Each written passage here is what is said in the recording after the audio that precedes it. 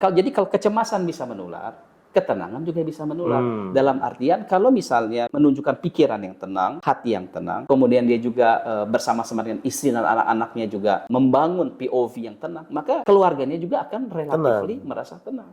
Tapi saya percaya bahwa setiap orang itu punya POV-nya sendiri. Betul. Nah, tinggal kita kemudian mengakses, menilai dengan POV yang dia miliki tersebut, dia bisa hidup dengan sehat, dengan produktif, dengan bahagia, dengan tenang atau tidak.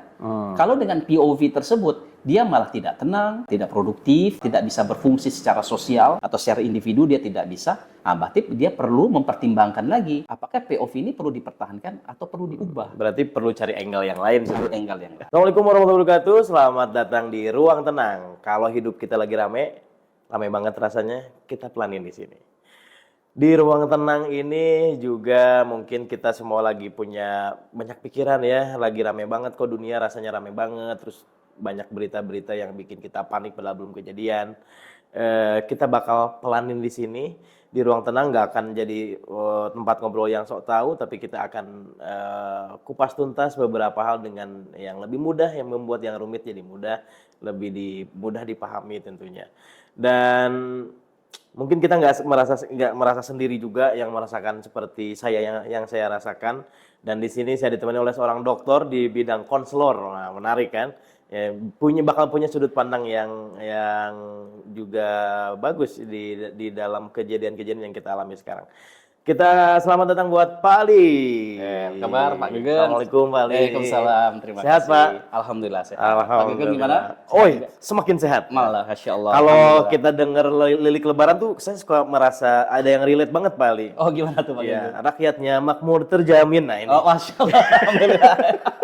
Ini sangat makmur ya Sangat rasanya makmur, gitu ya, duduk di sini. alhamdulillah. Alhamdulillah. Jadi walaupun hidup di luar ribut tapi tetap makmur itu, ya. betul. Kita makmur dan sangat pelan di ruang tenang ini alhamdulillah. gitu ya. Jadi tetap tenang dalam kondisi apapun. Oke, Pak Ali masih suasana lebaran ya. Mudiknya kemana kemarin Pak Ali? Kemarin saya mudik ke Bandar Lampung. Ke Bandar Lampung. Waduh, saya tuh kadang rasanya ingin tuh ya punya kalau lebaran mudik kemana gitu ya. Ya, karena ternyata mudiknya deket banget Pak Ali, antar kecamatan. Dari Cibiru ke Rancaekek. Oh, ke Rancaekek ya. Ya, macetnya kebagian sih, macet Garut ya. Tapi ya kita syukuri aja. Kita pelanin aja Pak Ali di sini. Kita pelanin aja. Nggak usah terlalu dirisaukan. Nggak usah dirisaukan. Oke, nah karena kebetulan Pak Ali ini adalah seorang konselor, backgroundnya juga doktornya di konseling ya. Bidang konseling. Di bidang konseling, masternya, doktornya di bidang konseling. Tapi kalau sarjananya dari Teknik Fisika ITB. Teknik Fisika ITB, wow. Ya, teman-teman ITB, kita hadirkan salah satu alumninya di sini ya. Memang agak belok, tapi ya itulah hidup ya. Betul, Kadang-kadang betul. memang apa yang kita rencanakan, yang terjadi mungkin bukan yang demikian gitu. Dan sebenarnya kalau saya pikirkan ya mungkin inilah yang terbaik yang bisa Allah berikan kepada kita. Gitu. Masya Allah, betul. Karena apa yang kita inginkan belum tentu terbaik yang menurut Allah betul ya. Sekali. Oke, dan kita tenangin di sini lagi-lagi. Tenangin lagi. Oke, Pak Ali. Saya tuh punya satu pertanyaan nih, karena pas podcast kita tuh backgroundnya Pak Ali seorang konselor. Apa sih bedanya sebenarnya? Suka bingung gitu kalau punya masalah itu datangnya ke konselor, ke psikiater, apa ke psikolog. Gitu. Bedanya apa sih sebenarnya 3 bidang ini? Oke, mungkin saya akan fokus saja ke konselor ya, Pak Gegen ya. Jadi kalau kita bicara tentang seorang konselor yang dimana yang dia lakukan adalah melakukan counseling gitu ya, fokusnya sebenarnya adalah membantu seorang konseli. Nah, konseli ini adalah istilah klien untuk seorang konselor. Oh, jadi iya. Lawannya konselor itu konseli. Konseli ya. Jadi konseli. Jadi sebenarnya kalau konselor itu membantu konseli untuk memecahkan masalah dia yang sehari-hari. Kan masalah hidup kita ini banyak ya. Banyak banget. Ada masalah karir, masalah pernikahan, masalah berat badan, gitu ya, masalah anak, gitu ya, masalah kehidupan. Betul. Nah, jadi sebenarnya konselor itu dia berfokus pada membantu masalah kehidupan dari seorang konseli yang sifatnya dalam domain yang relatif normal. Nah, jadi kita tidak bergerak di bidang sifatnya patologis ya atau gangguan jiwa ya, tapi lebih pada masalah-masalah yang walaupun dia normal, tapi dia kemudian menimbulkan kegalauan, kegamangan, kecemasan, kesedihan, atau rasa bersalah, atau kebingungan pada diri klien atau diri konseling. Nah, dari sini kemudian konselor ini nanti akan membantu konseling ini untuk mengclarify, untuk memperjelas sebenarnya apa problemnya. Lalu mendefinisikan problemnya, lalu kemudian bareng-bareng dengan konseling mengeksplorasi alternatif-alternatif solusi dari masalah yang dialami oleh klien. Bisa jadi berarti sebenarnya ketika kita punya masalah terus datang ke konselor, bisa jadi masalahnya sebenarnya kecil ya. Sederhana maksudnya bisa jadi. Tapi masalah kecil tapi dia kemudian berdampak atau memiliki impact yang besar terhadap kehidupan kita. Karena sebenarnya masalah itu tidak ada kecil dan besar, Pak. Oh gitu ya? Iya. Karena dan itu sifatnya kadang-kadang subjektif. Masalah kecil di satu orang bisa jadi sebenarnya masalah besar bagi orang yang lain. Masalah yang besar di seseorang malah buat orang lain itu jadi masalah yang kecil. Relatif berarti. Relatif. Dan konselor tidak pernah menganggap masalah klien itu kecil. Karena jadi selalu dianggap ini karena berarti dia ngobrol ke konselor berarti masalah yang dia hadapi itu pasti menjadi satu concern yang membebani pikiran dia. Jadi disinilah konselor berperan untuk membantu konseling ini untuk lepas dari permasalahan tersebut. Oke, itu konselor ya. Kalau tadi di psikiater sama psikolog itu yang lebih ke ranah kejiwaan tadi. Ya, mungkin lebih ke sifatnya klinis gitu ya. Apalagi kalau rekan-rekan psikiater kan juga menggunakan obat-obat medis ya. Jadi ini memang mungkin hasilnya ada resep segala macam ya, gitu. dan itu memang itu di luar domain counselor. Konselor, Ya. oke. Tapi mungkin yang memang lebih berhak untuk lebih menjelaskan psikolog dan psikiater itu apa ya, psikolog dan psikiater itu sendiri ya. Betul. Wah, kayaknya saya harus banyak datang ke konselor ya. Oh gitu ya. Iya.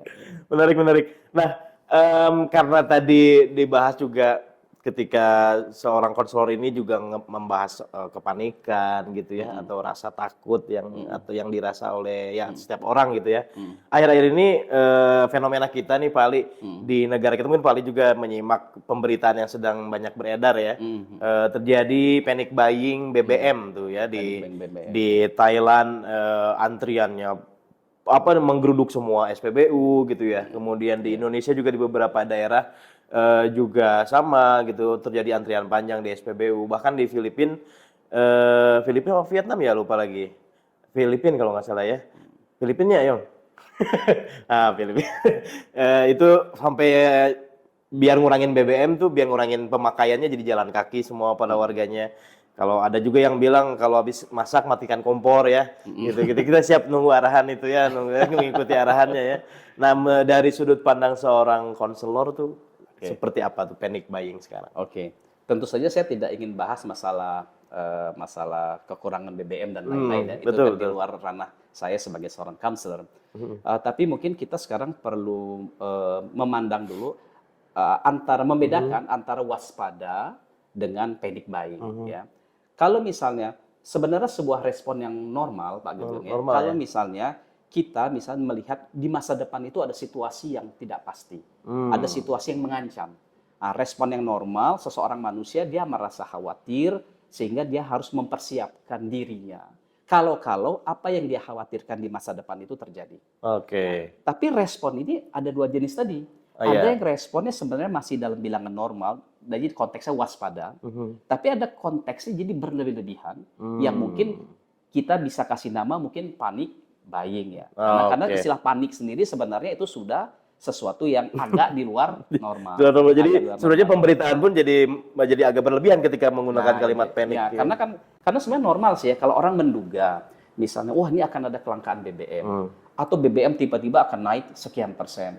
Sebenarnya respon normal kalau kemudian orang tiba-tiba saya motornya mau saya bikin full tank nih atau mobil juga mau saya isi penuh atau saya beli jerigen mungkin 2 atau 3 biji ya buat stok di rumah stok di rumah gitu ya. Itu sih masih sesuatu yang wajar ya. Yang wajar. Tapi kalau misalnya ada orang saking khawatirnya misalnya dia malah misalnya menumpuk BBM yang sangat banyak di rumah atau malah berebut gitu ya sampai menyakiti orang lain atau malah mungkin dia melakukan tindakan yang sebenarnya mungkin tidak baik ya untuk demi mendapatkan BBM, maka ini sebenarnya sudah menjadi sesuatu yang bukan waspada lagi jatuhnya, tapi malah memang tadi mungkin seperti yang diberitakan panik baik. Gitu. Oke, nah sebenarnya mereka panik seperti ini tuh takut kehilangan bensinnya, apa BBM-nya, atau takut kehilangan keselamatannya ya? Ya mungkin dua-duanya ya, karena eh, kalau kita bicara tentang habis BBM kan implikasinya ya. Nah, kalau BBM itu habis, mungkin orang jadi berpikir nanti gimana saya pergi kerja, Iya, nah, iya. gimana saya pergi sekolah, kan ya, gimana saya beraktivitas sehari-hari. Mungkin Iya orang lagi. khawatir terhadap hal itu kan, jadi terhadap dampaknya. Nah, jadi memang dan itu sebenarnya normal sekali sih, Pak Gagangnya normal sekali ya. Artinya ya kalaupun itu terjadi ya memang kita sebagai manusia perlu mengadjust diri kita lagi gitu ya. Agar bisa tetap adaptif, bisa tetap cukup sehat dan bisa tenang dalam situasi yang demikian. Menarik ya, dari bahkan sebenarnya seorang konselor itu sebenarnya bisa punya POV dari semua permasalahan yang sedang terjadi ya. Ya, harapannya demikian.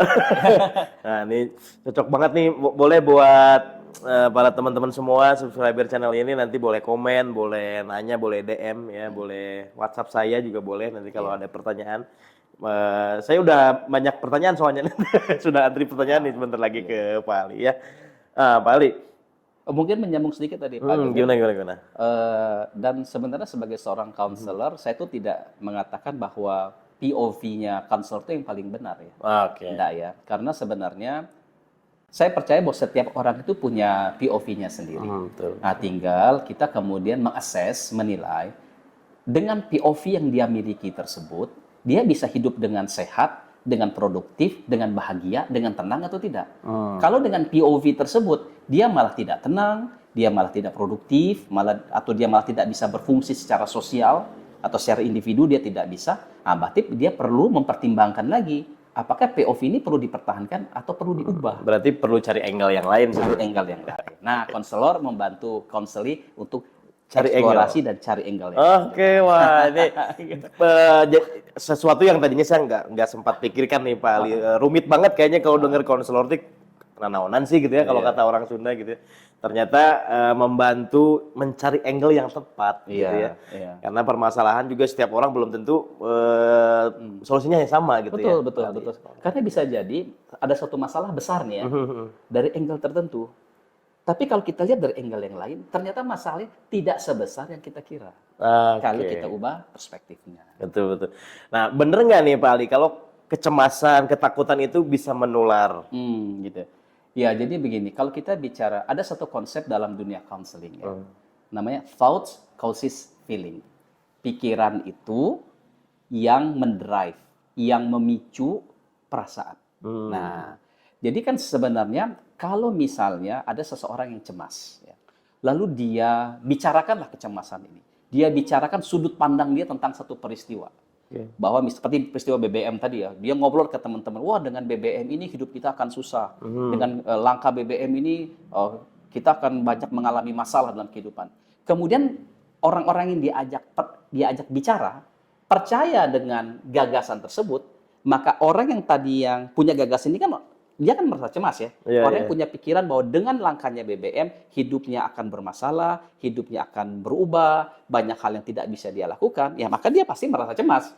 Dan kalau pemikiran ini lalu dia bicarakan ke orang lain, dan orang lain mempercayai apa yang dia bicarakan, maka orang ini juga akan menjadi merasa cemas juga. Nah, jadi itu mungkin yang disebut sebagai kecemasan itu bisa menular, tapi bukan konteks menular seperti penyakit ya, tapi cara berpikir yang POV-nya si orang yang cemas ini diadopsi oleh orang lain, POV-nya dia, sehingga dia juga merasa cemas karena dia punya POV yang sama. Jadi nyebarin POV yang sama ya. Nah, begitu. Nah, berarti kalau kita bisa nyebarin POV kecemasan, berarti kita juga bisa nyebarin POV ketenangan.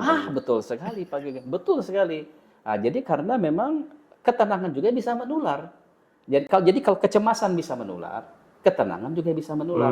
Dalam artian kalau misal seorang kepala keluarga ya, kalau si kepala keluarga ini justru menunjukkan pikiran yang tenang, hati yang tenang, lalu kemudian dia juga bersama-sama dengan istri dan anak-anaknya juga membangun POV yang tenang, maka keluarganya juga akan relatif merasa tenang. Tapi kalau kepala keluarganya punya POV negatif, punya POV yang cemas, lalu itu POV itu dia bicarakan, dia sampaikan pada keluarganya atau pada rekan kerja, ya semuanya, dan semua orang secara tidak sadar mungkin ya mengadopsi POV tersebut, mengadopsi mindset tersebut, yang terjadi ya kebagian juga tidak tenang, kebagian juga kecemasan. Nah, begitu barusan dengar penjelasan Pak Ali itu di pikiran saya juga terlintas satu pertanyaan begitu kan, kalau tenang juga, kalau tenang teuing gitu ya, kalau kata Sunda, kalau terlalu tenang juga mungkin jadi tidak bagus juga gitu ya, atau kalau terlalu panik jelas sudah memang tidak bagus.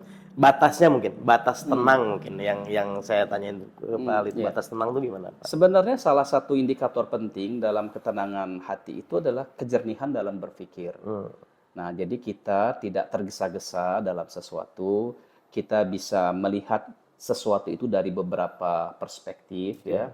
Kemudian kita tidak terburu-buru mengambil keputusan, dan state emosi kita tidak berlebihan, rasa takutnya, rasa marah atau rasa kecewa atau rasa itu tidak berlebihan. Jadi kita punya self control ya terhadap hal tersebutnya. Apakah orang tenang itu tidak bisa cemas? Bisa cemas. Apakah orang yang misalnya dia tenang tidak bisa merasa takut? Bisa juga. Tapi dia ada di level di mana perasaan cemas, takut atau sedih itu di level yang masih bisa dia kontrol, sehingga dia bisa tetap berfungsi secara baik dalam kehidupan sehari-hari. Oke. Nah, dari tadi kita bahas kecemasan, ketenangan gitu ya. Nah, sekarang mungkin kalau ada nggak sih sebenarnya bagian-bagian dari kecemasan itu, ada bagiannya nggak? Kecemasan karena apa? Oke. Jadi sebenarnya kalau kita bicara tentang kecemasan itu cukup kompleks ya. Tapi cemas itu sumber utamanya berasal dari masa depan. Jadi cemas itu rasa takutnya bersumber dari antisipasi yang terhadap situasi di masa depan. Nah, jadi kalau misalnya sumbernya di masa depan, maka cemas itu bentuknya bisa macam-macam. Orang cemas karena karir, cemas karena pasangan, cemas karena belum menikah, cemas karena belum punya anak, cemas karena ya segala macam. Dia mengkhawatirkan ada sesuatu yang buruk yang akan terjadi di masa depan. Nah, level kecemasan ini kemudian akan tergantung pada seberapa terikat dia dengan masa depan. Nah, orang itu kan kadang-kadang ada istilah terikat itu jangan terikat dengan masa lalu ya. Betul. Tapi sebenarnya bukan hanya masa lalu yang bisa mengikat seseorang. Tapi masa depan juga bisa mengikat seseorang. Dengan timbul kecemasan tadi. Dengan kecemasan pada masa depan. Nah, jadi kalau misalnya orang ya baru lulus kuliah ya, sekarang menghadapi situasi yang tidak menentu. Mungkin dia cemas, gimana saya mau kerja, gimana saya mau mencari nafkah, atau gimana saya nanti berkeluarga kalau situasinya tidak menentu seperti sekarang kan, timbullah perasaan khawatir tentang masa depan. Nah, tapi ini respon cemas ada dua, ada respon sehat yang produktif, ada respon yang tidak sehat. Kalau karena dia cemas, karena dia khawatir dengan masa depan, lalu dirinya, emosinya, pikirannya dikuasai oleh rasa takut tentang masa depan, dan dia justru melakukan hal-hal yang kontraproduktif ya. Nah, sebagian orang ada yang malah tidur aja misalnya. Ada orang yang begitu ya, cemas justru dia tidur. Ada sebagian orang dia cemas makan terus. Ada juga gitu ya. Atau misalnya ada orang yang misalnya dia cemas malah tidak bisa melakukan apa-apa. Stuck gitu. Ya. Atau ada orang cemas dia malah karena masa depan nggak menentu, ya udahlah buat apa saya melakukan segala macam. Toh masa depan juga suram. Nah, jadi ini malah akan memperbesar kecemasan dia. Nah, tapi ada orang yang cemas, cukup dia cemas, tapi responnya respon yang produktif dan sehat. Artinya, dia cemas tentang masa depan. Lalu kalau gitu apa yang perlu saya siapkan untuk memitigasi lah ya, untuk mengurangi dampak negatif dari sesuatu yang mungkin terjadi di masa depan. Kalau harus siap. Kalau tadi itu ada salah satu penyebab kecemasan itu adalah masa depan ya. Berarti mungkin juga dong yang bisa menyebabkan kita cemas sampai sekarang tuh masa lalu juga. Kalau bisa juga, tapi kalau di masa lalu biasanya bentuknya guilt, rasa bersalah. Berbeda ya? Beda. Kalau kecemasan itu istilah konselingnya apa sih kecemasan itu? Anxiety. Anxiety, fear terhadap sesuatu yang terjadi di masa depan. Kalau tadi namanya Kalau masa belakang ya bisa bentuknya guilt gitu, rasa bersalah. guilt, rasa bersalah, menyesal. Menyesal kan sesuatu yang sudah terjadi. ya. Kalau cemas sesuatu yang mungkin atau mungkin bisa terjadi, bisa tidak terjadi karena Kalau ini sih relate banget ya buat saya ya, di masa depan juga banyak kecemasan ya. Di masa lalu juga wah Masya Allah banyak penyesalan mungkin ya, dan tidak harus diulang lagi ya gitu tapi yang itu di kan masa sebenarnya lalu. esensi menjadi manusia ya. Betul. Karena kita menjadi manusia ini ya selama kita hidup ini kan memang kita ini sunatullah sebenarnya ya. The nature of human beings sebenarnya. Kita selalu dihadapkan pada masalah. Di masa lalu kita pernah punya masalah, di masa kini kita punya masalah, dan di masa depan kita pasti dapat masalah.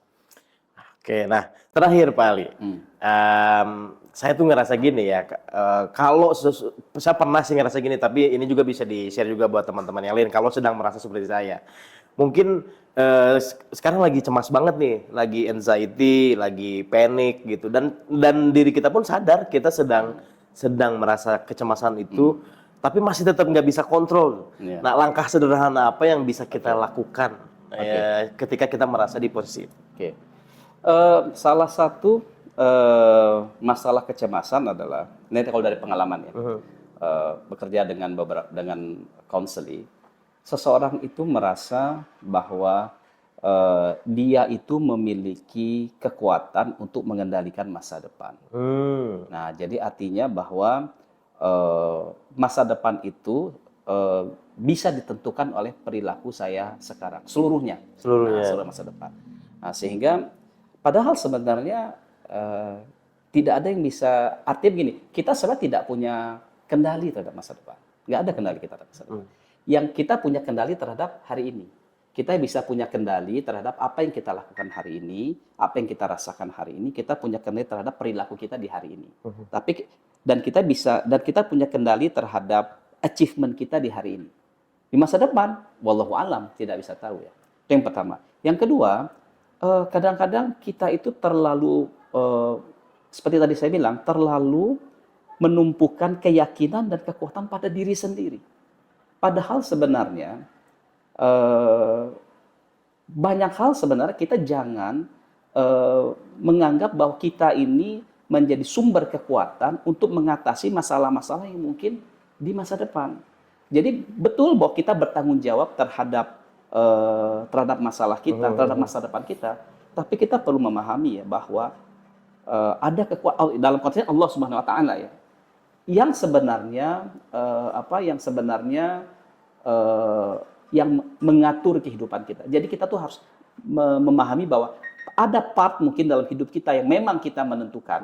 Tapi sebenarnya pada akhirnya apa yang terjadi di masa depan bisa jadi part kita itu mungkin sangat kecil, tapi sebenarnya lebih pada apa yang ditakdirkan Allah kepada kita.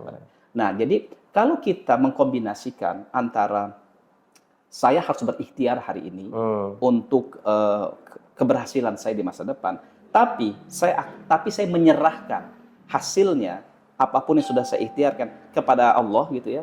Apa yang terjadi entah masa depan silakan apa yang mungkin terjadi, sehingga perasaan hati kita ini akan lebih tenang. Kalau dalam konsep Islam, kalau kita ingin lebih tenang itu sebenarnya dengan banyak mengingat Allah, dengan banyak mengingat Allah, dengan melakukan ikhtiar maksimal, tapi juga dengan banyak mengingat Allah. Nah, kenapa?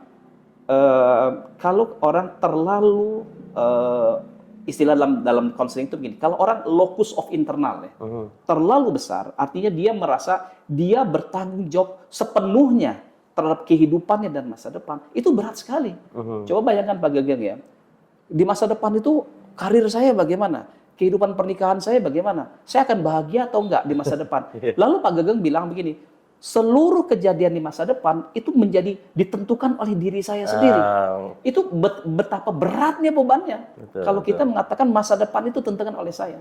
Tapi kalau kita bilang begini, betul ada part di masa depan yang kita tentukan, tapi kita perlu mengerti bahwa masa depan itu bukan domain kita sebagai manusia. Kita nggak tahu domain masa depan. Nah, jadi, tapi kalau kita meyakini bahwa sebenarnya terlepas dari ikhtiar yang kita lakukan itu seperti apa, nah nanti Allah akan menakdirkan hasilnya seperti apa. Nah, jadi seperti tadi, kalau jadi ada locus of control-nya itu jangan terlalu internal. Jadi jangan terlalu meletakkan bahwa saya itu mengontrol diri kehidupan saya. Itu ilusi ya. Kalau kita mengatakan bahwa hidup saya dikendalikan oleh diri saya sendiri, itu bebannya terlalu berat dan anxiety-nya akan terlalu tinggi ya. Tapi kalau kita mengatakan saya memang bertanggung jawab terhadap hidup saya, tapi apa yang saya capai di masa depan bukan hanya ditentukan oleh saya, tapi juga ada kekuatan yang maha besar, Allah SWT, yang sebenarnya akan menentukan bagaimana kehidupan di masa depan. Oke, wah di pertanyaan terakhir ini juga yang relate juga buat teman-teman semua. Ya, langkah yang kita bisa lakukan adalah pertama melihat angle yang lebih tepat permasalahannya, kemudian juga tidak tidak mengklaim bahwa masa depan kita yang bisa atur sendiri ya kan, itu tidak bisa kita kendalikan. Itu yang akan membuat kecemasan kita berkurang dan keramaian pikiran kita berkurang dan semakin pelan-pelan. Dan sebenarnya satu lagi, daripada kita sibuk ribut memikirkan masa depan, lebih baik berfokus pada apa yang bisa kita lakukan hari ini. Menikmati apa yang ada hari ini, mensyukuri apa yang ada di hari ini, bersabar dengan apa yang ada di hari ini. Sambil kita ya menginvestasikan sebagian waktu mungkin untuk siap-siap untuk di masa depan. Karena orang yang lebih sehat adalah orang yang hidup di hari ini. Oke, orang yang lebih sehat adalah orang yang hidup hari ini. Kapan kita hidup? Hari ini. Kapan kita berubah? Hari ini. Kapan kita tidak cemas lagi? Hari ini. Oke, Pak Ali, gimana caranya kita menghandle anxiety itu sendiri? Oke ya. Ada beberapa pendekatan yang bisa kita lakukan untuk menghandle anxiety. Pendekatan bersama yang sifatnya psikologis. Psikologis. Seperti tadi yang saya sampaikan di awal, thoughts causes feeling. Pikiran kita yang menimbulkan perasaan kita. Jadi yang pertama, kita tuh perlu memahami diri kita sendiri, apa sih yang ada di benak kita yang membuat kita merasa cemas. Nah, kita perlu mengkaji dulu pikiran kita ini apa. Nah, lalu kemudian kalau kemudian kita sudah bisa mengidentifikasi, oh pikiran ini yang membuat saya cemas. Nah, lalu pikiran inilah kita ubah menjadi bentuk pikiran lain yang kurang menimbulkan rasa cemas. Nah, jadi misalnya begini, saya ini misalnya pikiran yang bikin cemas ya. Oh, saya ini kan lulusan dari perguruan tinggi yang terkenal. Maka di masa depan saya itu harus bergaji besar, bekerja di perusahaan yang besar. Lah, sekarang situasinya makin tidak menentu. Siapa yang bisa menjamin 3 tahun 4 tahun lagi bisa bergaji besar di tempat kerja yang besar? Wallahu a'lam, tidak ada yang tahu. Nah, jadi kata saya harus bekerja di tempat yang besar, gaji besar, itu harus diubah. Nah, diubah menjadi saya memang berharap bisa bekerja di perusahaan yang besar. Syukur-syukur gajinya juga besar. Tapi kalau ternyata itu tidak bisa, ya saya akan berkarya, saya akan melakukan sesuatu agar ilmu saya ini bisa bermanfaat bagi orang lain. Mana kira-kira yang lebih stres? Yang harus bekerja di perusahaan atau yang kedua? Ya, yang pertama. Lebih berat. Jadi dengan kita mengurangi level keharusan gitu ya, mengubah perspektif tadi ya, maka kita akan menurunkan kecemasan kita. Nah, jadi ini secara psikologis. Yang kedua adalah secara fisik. Secara fisik. Ada yang bisa kita lakukan untuk mengurangi kecemasan. Nah, misalnya kita salah satu misalnya napas dalam. Nah, misalnya kita lagi cemas nih. Iya, karena salah satu respon cemas kadang-kadang misalnya jantung berdetak kencang. Oh, saya suka nyanyi nih, mau nyanyi nervous gitu. Itu kan hobi. Nah, berarti kan menyalurkan hobi ya. Jadi setiap orang kadang-kadang dia punya amunisi untuk mengatasi kecemasan yang sama. Nah, jadi kalau misalnya Pak Gegeng tiba-tiba cemas dengan sesuatu nih. Lalu Pak Gegeng, sebelum cemas saya nyanyi dulu. Itu oke buat Pak Gegeng. Nah, tapi kalau buat saya nggak bisa nyanyi ya.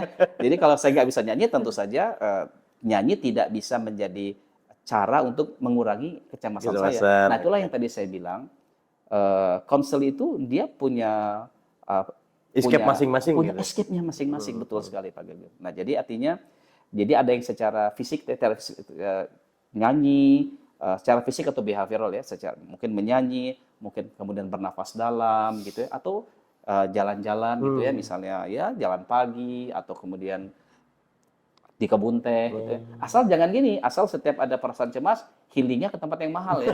Jadi misalnya itu malah melahirkan anxiety yang baru ya. Menghasilkan anxiety yang baru, berarti anxiety sama masa depan menghasilkan anxiety terhadap kantong ya, terhadap dompet. Nah, iya lagi. Nah, itu pendekatan yang kedua ya. Yang ketiga adalah pendekatan secara spiritual. Spiritual. Nah, jadi tadi ada secara psikologis, berikutnya secara behavioral, atau secara perilaku, atau secara fisik ya. Yang ketiga adalah secara spiritual. Nah, dalam konteks Islam, barang siapa yang banyak berzikir kepada Allah, maka hatinya akan menjadi tenang. Tapi ini bukan zikir, sekadar zikir, tapi zikir yang dihayati. Dihayati. Bahwa sebenarnya pada akhirnya hidup kita itu bukan hanya tentang kita. Hidup kita ini tentang menjalani takdir yang sudah digariskan bagi kita. Nah, dengan sholat gitu ya, berwudu dan lain-lain. Nah, jadi dengan mengkombinasikan ketiga hal ini, ya mudah-mudahan saya tidak bilang anxiety bakal hilang, tapi mudah-mudahan terhandle dengan baik. Dia akan turun di level di mana kita sebagai individu, sebagai manusia bisa tetap berperan dengan baik secara sosial ya, secara individual bisa tetap dan bisa tetap bahagia, bisa tetap tertawa, bisa tetap bahagia gitu ya. Oke. Oke, teman-teman semuanya, luar biasa seru banget ngobrol kita hari ini. Kita sudahi dulu episode pertama, nanti kita ketemu lagi di episode kedua. Kadang kita pikir yang bikin capek itu hidupnya, padahal yang bikin capek itu adalah isi kepala kita. Dan hari ini kita belajar ternyata cemas itu wajar, ya cemas itu wajar. Tapi bukan berarti harus kita ikutin terus. Pelan-pelan aja, nggak usah pengen langsung beres. Kalau hari ini kita ngerasa isi kepala kita lagi rame, at least kita nggak sendirian. Kita selesaikan bareng-bareng. Kalau lagi rame banget isi kepala kita pelanin di sini. Sampai jumpa di episode selanjutnya di Ruang Tenang. Kalau pikiran kalian lagi rame, kita pelanin di sini. Saya Gageng pamit. Assalamualaikum warahmatullahi wabarakatuh. Waalaikumsalam.